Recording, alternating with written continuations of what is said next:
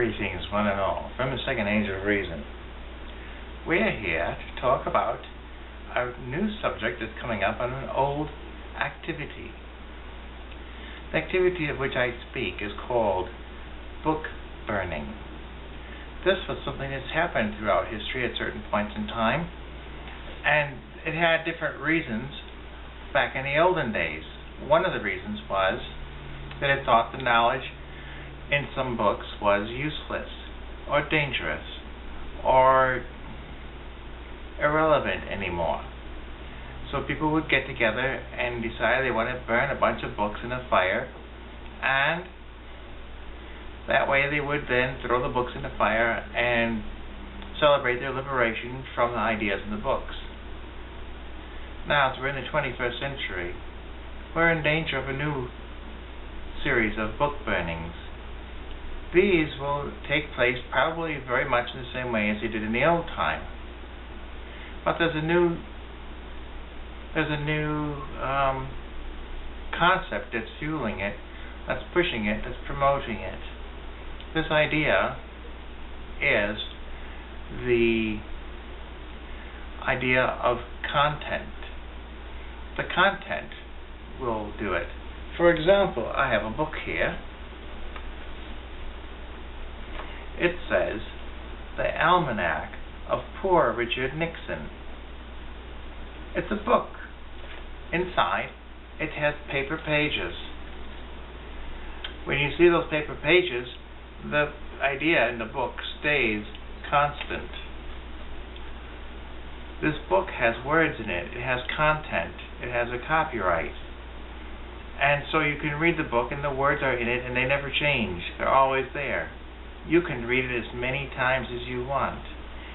Whenever you read it, nobody else knows when you're reading it. Whether its content is of value or not is immaterial at this point.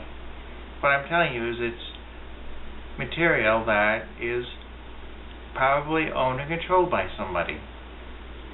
In the new age that we are in, we find that certain people want to have perpetual revenue streams, and so having and owning a book will be seen as a problem, because you can read this book anytime, as many times as you want, and they will not know how many times you've read this book. They will not know what chapters you read. They will not know how often you've read it. They will not know when you read it. And you know what? They want to know. And so they will say that this is considered uncontrolled content. And so there will be a movement, and they'll probably have some other reason behind it, saying that, why have this anymore? You can read your books in the cloud.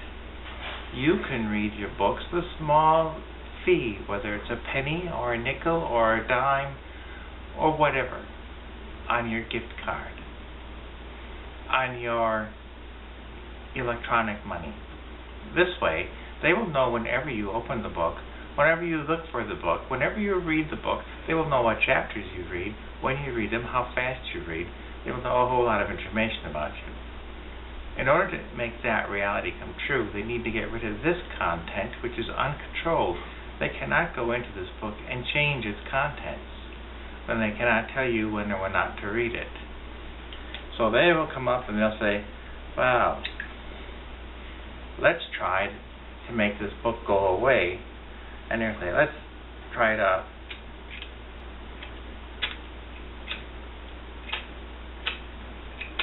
oh well, not going to happen here. I have the content, and it's out of reach of the interwebs. There's another kind of content. These CDs or DVDs or Blu-rays, this is also content that is static and nobody else can use it or listen to it. You can do that on your own, and they can't see when you do it. Well, if you have a cable player and a Blu-ray player and that sort of thing, they can. But largely they want you to go to the cloud to get your content. So these things you'll see eventually wear out and be discarded and you can get your content online.